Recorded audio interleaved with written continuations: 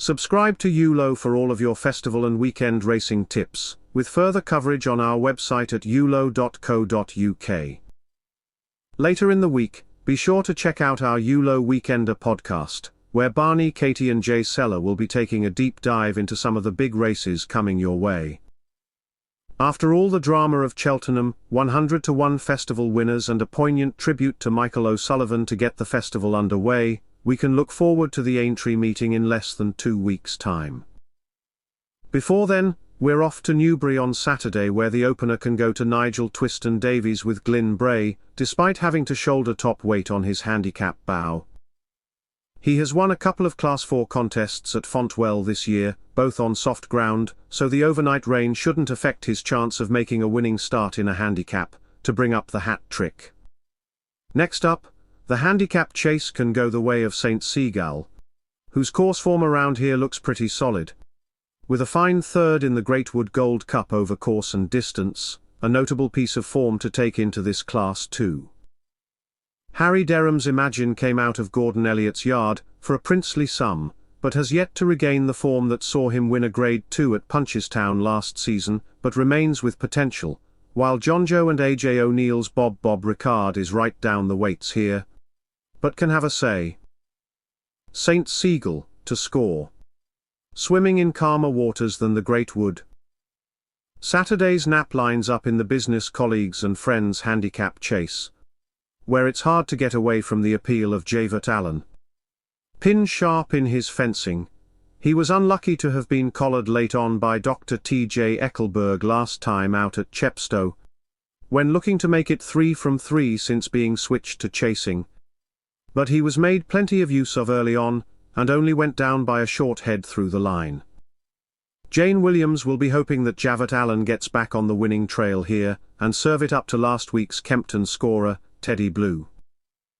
Javert Allen's jumping is his strong point, so if he can put it all together, he'll win for the second time here at Newbury Park. Our next best goes in the final race on the card, where King's Threshold looks the one to keep on side, as Emma Lavelle's Charge looks to make it a hat trick of wins in 2025. A wind-up back in January seems to have eked out some improvement in this Yates gelding, so with conditions looking just the ticket, and Ben Jones back in the saddle, all the boxes are ticked for another big run. Joe Tizard's Rivers Corner, and course and distance winner, Neon Moon, rate the main dangers, but King's Threshold gets the nudge for the hat trick. Earlier on, Jasmine Bliss is one, going the right way for Harry Derham, as evidenced by her brace of wins this year. She beat the reopposing La Pinsonnière by 11 lengths in that last win, though La Pinsonnière gets a 7-pound pull this time around, so this should be closer. Nigel Twiston-Davies' I Am the Moon was in the same race, and she gets an even better chance at these weights. But Jasmine Bliss won pretty easily in the end, and there's surely more to come. The one to beat. Next up, the Novices' Hurdle looks to be a straight showdown between Alan King's Don't Mind If I Do and Fergal O'Brien's John Barber. The preference is for Don't Mind If I Do, who won't mind any extra cut in the ground after the overnight rain, so he's forgiven a poor showing last time out at Wincanton, when turned over at short odds on, being a bit lit up early on. John Barber looks useful but does need to improve on his hurdling, while Toby Law's recent scorer I Play County completes the shortlist. Don't Mind If I Do to go in. In the bumper, At the Ocky looks worth a shot at this big prize. James Turner had a bit of a job on his hands with At the Ocky, on his debut under rules, as the Okavango gelding ran in snatches and showed plenty of inexperience. However, he's entitled to come on for that run, and Sam Twiston-Davies takes up the reins, with the job of keeping At the Ocky in a straight line.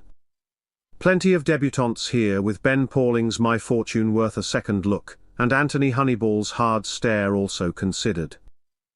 At the Ocky to settle better and land this valuable pot.